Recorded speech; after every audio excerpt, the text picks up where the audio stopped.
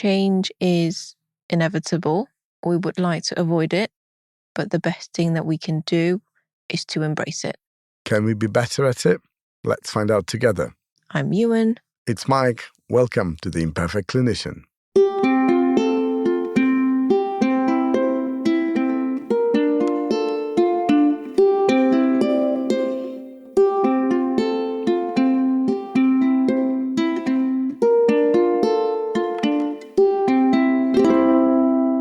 The skill of change can be practiced in a number of things, actually. Mm-hmm. I think it's more than most of us think. I think that learning something new is a kind of change that we do most likely willingly, because we want to learn something, learn to play a new instrument, okay? Yep.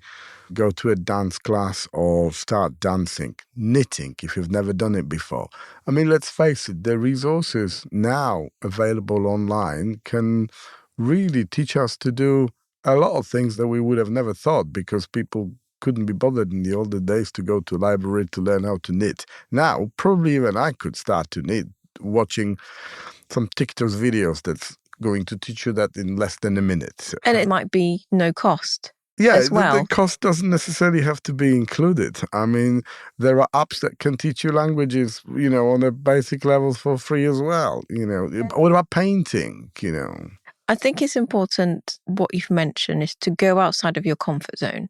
Whether you learn a dance at home or goes to a dance class and learning to not be in control all the time, you are showing your brain that that is not a threat.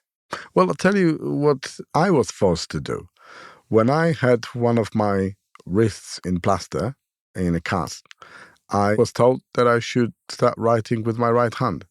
Okay. He's left-handed, by the way. And I did. It was awful and horrible, the writing. I mean, even my normal writing is rather Average. difficult to reach, so we say. Average is really stretching it to levels that we'll never reach. But I think that this was the change for me, and I was much slower. But as I was, writing, I can't remember how old I was. I must have been 11, 12. It was still in my primary school. And I started, writing with my right hand. And although horrible and quite clunky and quite illegible, after a while, it started to be easier, and I got a bit quicker and it looked a little bit better. So I wouldn't want to repeat it now. These days you have got more keyboards where it doesn't matter. You can use a stick to poke, to write on, to type on it. But at a time, being forced to it, I wasn't particularly fond of, writing in school. Absolutely, as young children. Everything, not just writing, because if one hand is in cast, it's everything. It's you are forced to do other things as well. Everything, but writing is something that you thought you could avoid, for a while at school and have a bit of a leeway with it. But no, that wasn't meant to be at the time. They weren't very understanding. And I think if you don't want to take on something like a class, then you can do smaller things that can be done as part of your day. Like we said, using your non-dominant hand to brush your teeth. Use your non-dominant hand to hold your cup and drink. Or if you really want to, write, if you have a chance to. Most of the time I'm just typing. I was forced. So these are small steps that you can shake things up for your brain. It's just like, imagine going to the gym for your brain. And there are apps like Brain Train or Luminosity. The latter is free. It allows you just practices, games for your brain, just to touch on different awareness, like spatial awareness and other forms of it, which is quite fun. Maths is very good, because there is some research that says that if you are doing some maths in your head over a longer period of time, that can even postpone or eliminate dementia, because you keep your brain constantly teased in a way that is stimulating it. So I think I read somewhere that there is much lower rate of dementia in accountants. people who are with numbers, living with numbers. Yeah, I don't know how peer-reviewed it was, and I don't know, that was ages ago. But I thought, I wonder what it's like after they've retired. yeah, I mean that's what I'm saying. You just carry on doing your numbers, doing your tables. So yeah. So we talked about personal change, the barriers, and ways to practice the skill of change. And those are important building blocks. And we need to understand those before we understand why organizational change is even more difficult. Because imagine the fears that we talked about in our previous episode, and you extrapolate it to a bigger organization where you have everyone's fear involved. So why is there so much resistance to change in a workplace?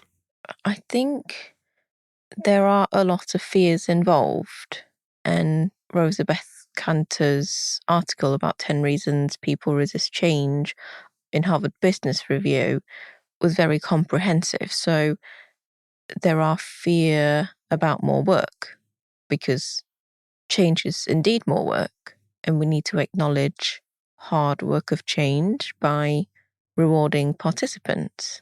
Why is change so important in the organization? Because we want to have or develop an agile, progressive, and adaptable workforce. And change is inevitable. And if you have a team or a culture, an organization that embraces change, it benefits all parties involved. So from an organization perspective, it improves employees' productivity, improves processes, and making the organization more resilient. And when you improve productivity, you would improve profit.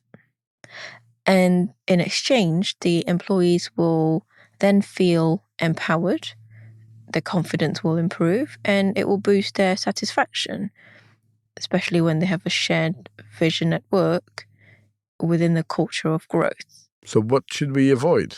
We need to avoid stuck in your own ways. Like you said, good old days. Most likely the people that says good old days are the people that are stuck in their ways.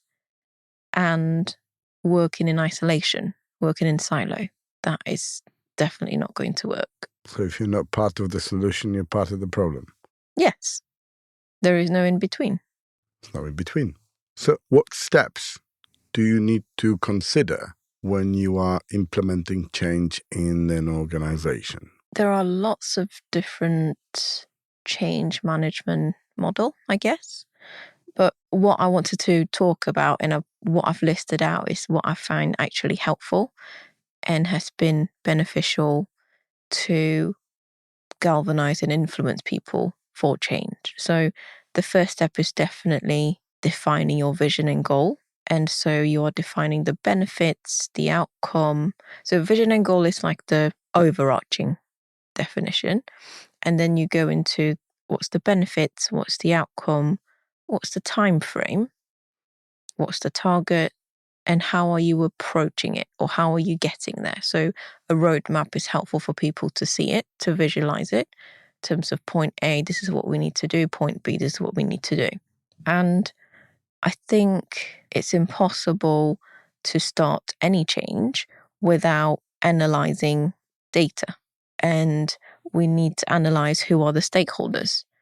We talked about ripple effect in our previous episode. So think about the ripple effect of different stakeholders. Think wider than you would, because it will impact them. And we need to assess what is the change maturity, change capability and readiness of an organization, and how it will impact everybody involved. And I think it's really, really important to understand what's the culture that you're in to implement the change, because you want to align it as much as possible. That's like building the right culture and the right behaviors in a team can be, well, very important in the success of any change. Exactly. And once you've done the analyzing, I think the next step would be the planning. That's where you get to the details from your vision to reality, and you align your strategy with the culture and making sure you are aligning with everyone involved, from leadership to people who will be actually doing it and driving it. One more thing I think is valuable here in this context as a step is to engage. And engagement with communication, working with a team to address the fears and try to understand them first, to build momentum. If not, employees will feel left out and even, resenting the change. So I wouldn't recommend to surprise people. Do it gradually. So engage wider stakeholders to minimize any potential disruptions. Be honest and transparent. I think that's the best advice. So you talked about addressing fears. So I think fears will be the biggest barrier for people resisting change. What type of fears have you come across? We looked at Elizabeth Cantor's article in Harvard Business Review, and she lists 10 reasons why people resist change. So there are fears that there'll be more work. Definitely, because there'll be definitely more work with change, but then we can perhaps acknowledge some hard work by rewarding participants. Yeah, that's one of the tips on how we can address it, absolutely. There is also fear of being not competent because you have new things coming and you feel like you may not be up to par for the challenge, for the new skill set required or new knowledge that's going to be necessary to deliver the project, for example. So then training and support system that's in place, maybe mentoring, all of that would be useful to help address those fears. Fair enough. What about loss of control? Like, I'm used to being in a driver's seat. That's what I've been doing so far in my job. And then all of a sudden, I may not necessarily be. How do you answer to that? I think it would be a good idea then to invite them to the planning stage and give ownership and autonomy. So making sure that their ideas or concerns are being addressed and they feel part of the change process instead of being put upon them saying, you just have to do it. They are actually part of it. And I think that will have a big impact on the engagement side because we're communicating with people regularly. What about uncertainty? Because that's always a fear of any change. Yeah, I think for me, I can see that being mitigated by giving certainty of process. So in some ways, I give very simple steps. This is what you need to do, A, B, C, D, E, and this is the timetable by when, and then in between, still have regular checkups to see whether they're okay. Open the communication channel. Yeah, so these were a few of the fears that may appear when you come across change or the change is coming across you. So there is a risk of a pushback, especially from people who have witnessed change or some kind of changes in the past. And it was delivered very poorly, and that can make them defensive. Yeah, and I think for that, that's when the honest and transparent bit comes handy because it's to discuss what went well and what can be learnt from it constructively. Because I feel that we almost need to address those before just jumping on a new venture. So when we were talking about having people being part of the planning process, I think when you aim for co-production, it's crucial because you're increasing engagement, because you are looking at new or improved ways of working.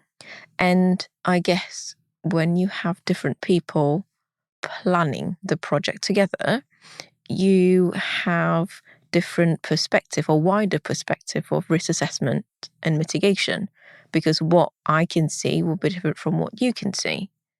So that's really important before we look at implementation. And by addressing the fears in some ways, we're trying to address those fears, reassure, and then generate commitment and drive. And it's crucial to sustainability. Yeah. So then once we've done that, we move on to the execution stage. And I guess this is where the empowering, the coaching for skills that we've mentioned earlier on, and we need to make sure that people's capability are being developed. That's important to make people feel that they are supported in every step of the way, because you might come across people with different level of capabilities. Tracking progress and success. So ensuring everyone has tools needed and making sure that you set clear goals to follow. And that should also encourage collaboration. Yes, that's why we say working in silo is not a good idea, because you need to work together creatively. After the implementation stage, what do you think we need to do next? We have to reassess really where we are and see whether there are any tweaks and refinement that we need to put in place, and if there are any improvements that are still required, just to do an honest analysis of where we are, just to adapt here, to make change more adequate and relevant. Absolutely agree with that. So in order to do that, we need to make sure there is a system in place to allow regular communication, problem solving, because that's when something is started. However much that you predict the risks, there will be some unpredictable ones. So how can we problem solve it? And how do we keep testing if we make minimal change, major change based on problem solving or based on any concerns that are raised? How do we refine it even further? And that is an ongoing process. And then what? What after all this implementation? What do we need to do next? You've mentioned about sustainability. So I think that's really important. There's no point that change being started, done, but then it's not long lasting. So I think it's important to share successes, positive feedback, reward, or recognition. There definitely will be mistakes happening along the way. Be open about it. Hold your hand up and be held accountable, be responsible for it, but also learning from mistakes. And by doing that, we have a chance then to evaluate any needs or gaps. And perhaps those needs or gaps might be providing ongoing training and champion continuous innovation. Because when it's in motion, that's when new ideas comes up, that's when new ways of thinking comes up, that's when new collaboration comes up. And people will think, oh, why don't I try a little bit of this and maybe make it more efficient? And lastly, I think communicating. So making sure that you're keeping your ears on the ground. Don't think, oh, it's done. That's it. I'm stepping back. There's no need to take care of it and keep track of what's happening. So what challenges can you come across in implementing change in the organization? I would say culture that we talked about in our previous season.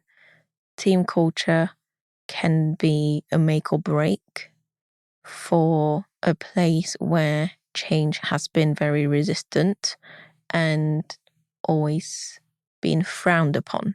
Like, we don't do it here. That's not our way of doing it. We're traditional. Yeah, that makes it very, very difficult. What do you think? Yeah, I think it's important to understand that the world changes and we're all part of change. So if it's embedded into team culture that it is the part of the progress, a part of the world we live in, it's easier to overcome and digest, really. Yeah. There's also a question always about making sure that the vision is clear. Yeah. The vision presented by leaders is clear, that there is a purpose in it.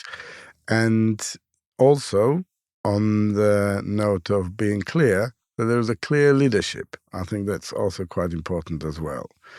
Poor communication can trip everything up, anything that we do in organizations. But I think that part of the communication is also diversity of thought. And if there is no diversity in the views, it's very hard to land it on a team of people who are just, supposed to follow one rule and one rule only. Agree, then we can see a bigger perspective and avoiding people that will feel left out, or perhaps people that will be impacted by the change but their views not being included. Because that's not very empowering. And that's another barrier to success of change, where the team members are not empowered for it. Yeah, they don't have the right tools, they don't have the right understanding, and that can be a big barrier, a challenge to any project. I think there is also, if there is a lot of hierarchy in place, because you mentioned about communication. And so besides breaking down of communication, it might be the flow of communication is very slow because it has to go through different levels of gatekeeping or hierarchy. It should be a smoother flow of communication. Yeah, we discussed before the need for a bit more lateral and a flatter leadership communication channels. Yeah, and I think the other challenge is not making any change sustainable in an organization, because then you've done all the work and then you don't see significant change. And so people who are involved might feel quite defeated because there isn't enough momentum to keep it going. And it's extra work for no real results. I think it's worth also to note here that sometimes small incremental changes with time, and they are often a function of time, can lead to extensive, lasting changes in the organization, and those that are sustained. Agree, because I prefer to see it as a renovation. So instead of a total demolishing the building, I want to improve small bit at a time. I know not all the time that is possible, but by doing that, I can improve engagement with the team, because I would much prefer to be people-oriented. So we talked about the technical and adaptive challenge from the personal perspective. What about the organizational one? I think this is something that all leaders have to keep in mind, that sometimes the change that you see straightforward might not be straightforward for somebody else. So if you see that challenge as technical for you, it might be adaptive to somebody else. So I'll share a story. So quite a while ago now, I had a trainee who is new to the team, and the trainee's wanting to be integrated as part of the team as a team player. And the trainee had no problem with it, blended well with the team, getting on well with everybody. And part of the progression is for the trainee to be a leader. And the trainee was really struggling to be a leader. So we talked about plans, potentially how to approach it, taking on different projects, leading on it. And then a month later, we were still at the same point. And it wasn't lack of opportunity or lack of chances for the trainee to step up. So then I was trying to assess whether it is more of a emotional or fear-driven behavior. So when I explored the emotions and the fear, the trainee then started to open up and ask questions like, how can I lead them when they're here longer than me and they know more? There is also some level of cultural background for respecting elderly. And for that trainee, a personal innate reaction to being a leader. So not really comfortable in telling people what to do or delegating in that sense. And so we have to address that fear and where and why, in terms of where it came from and why, before we can proceed any further.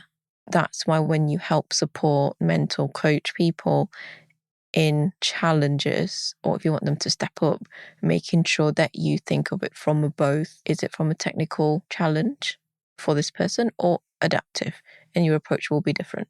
So if you want to have more help with dealing with adaptive challenges for your team members or people in the organization, there is a brilliant diagnostic test for immunity to change in the book that we've mentioned, called Immunity to Change by Robert Keegan and Lisa Leahy.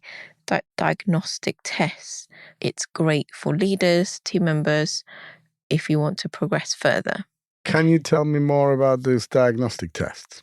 So it's 4-column essentially, and it talks about your commitment, what you're trying to do better, The second column is behavior that work against a goal. And the third is having hidden competing commitments. So opposite to the first column. And the fourth ones are big assumptions. So when you explore that in a bit more detail, it's quite a deep digging exercise. By that, I mean you have to be personal about it. You have to be vulnerable about it as well in order to see progress. But it is life-changing for not just you as a leader or just you as a team member, but also for the organization. Because if you do it as a team, it will change the culture in a way where people know why you're struggling and they will hold you accountable in the gentlest, kindest manner. I think we covered quite a bit about change, and in our own imperfect way, try to condense what's the most important about it. And of course, there is plenty more to talk about change. Let us know what change was easy for you. Let us know what change was difficult. Is there any fears that are more prominent in your case? We're always curious to know what you feel after listening to us. So please let us know. We're going straight to Yuen Reads, and we'll see you next week. Before that, have you got any fears, any fear of change for you? For me, a change that I have always dreaded, a fear that I have always dreaded was losing eyesight. Okay, I can see why. Until next week. Bye-bye. It's about time for Yuen Reads. In today's Yuen Read, we are exploring a fiction. It's called Tattooist of Auschwitz by Heather Morris. I'm always drawn to paradoxical situation where, in this case, how cruelty and compassion can coexist. And the contrast is so stark that made me felt a wave of emotions when I go through the journey with those characters, while feeling sorry, empathetic, disgusted, and heartbroken all in one paragraph. It provides a great insight to the difficulty of human life when encountered with cold-bloodedness, but also allowed me to experience the warmth of kind-heartedness. It's understanding history alongside human stories, and I definitely think this is something, if you want to explore Auschwitz besides reading the history book, an interesting insight to it as well.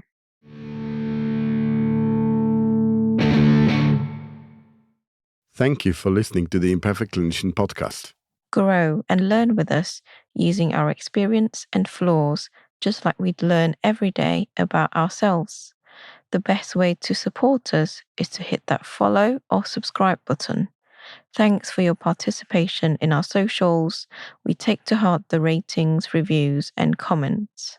The best way we can repay you is by making this podcast better and by reaching and inspiring more people like you, like us. Until next time.